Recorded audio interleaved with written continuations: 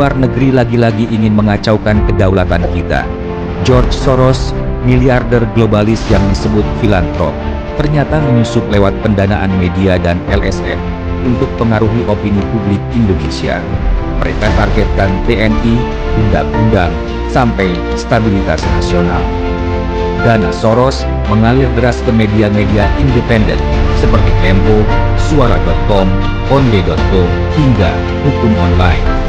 Mereka dibiayai NDIR, organisasi Soros, untuk membentuk opini anti pemerintah, isu HAM, dan serang revisi Undang-Undang TNI. Ini jadi corong proksi asing. Lihat tokoh-tokoh di balik petisi anti revisi Undang-Undang TNI: Usman Hamid, Amnesty International Indonesia, Andreas Arsono, Human Rights Watch, dan Adnan Topankusodo, pengguna Lubis, semua terafiliasi LSM yang didanai Soros. Mereka gencar kritik TNI, desak militer mundur dari politik tapi diam-diam didukung asing. 18 Maret 2025, rapat tertutup di markas GBN Eros Jarot, PDIP, digelar dengan LBH, Kontras, dan aktivis anti-TNI, bahas strategi demo tolak revisi Undang-Undang TNI. PDIP diam-diam kolaborasi dengan LSM Soros untuk gulingkan kebijakan pemerintah. Ini bukan demo rakyat, ini permainan elit. Soros bukan filantrop, ini agenda globalis. Hancurkan identitas nasional, lemahkan TNI, kendalikan politik melalui media dan LSM. Mereka ingin Indonesia jadi boneka pasar bebas, tunduk pada HAM versi barat, dan buka pintu intervensi asing. Jangan biarkan neokolonialisme baru merusak bangsa. Waspada media dan LSM gadungan, dukung TNI, lindungi undang-undang yang jaga kedaulatan. Kita harus berdiri tegak melawan upaya intervensi.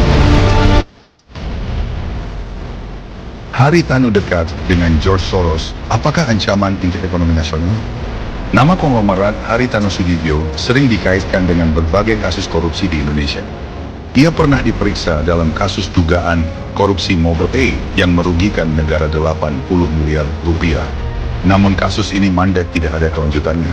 Saat ini, Haritanu digugat atas dugaan pemalsuan sertifikat deposito yang menyebabkan kerugian PT Citra Marga Nusapala Sada sebesar 103,4 triliun. Karir cemerlang Haritanu diduga tak lepas dari peran George Soros.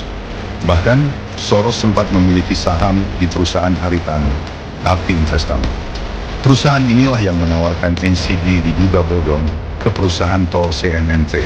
Soros juga disebut-sebut mendanai beberapa media di Indonesia, termasuk kemungkinan media milik Haritanu.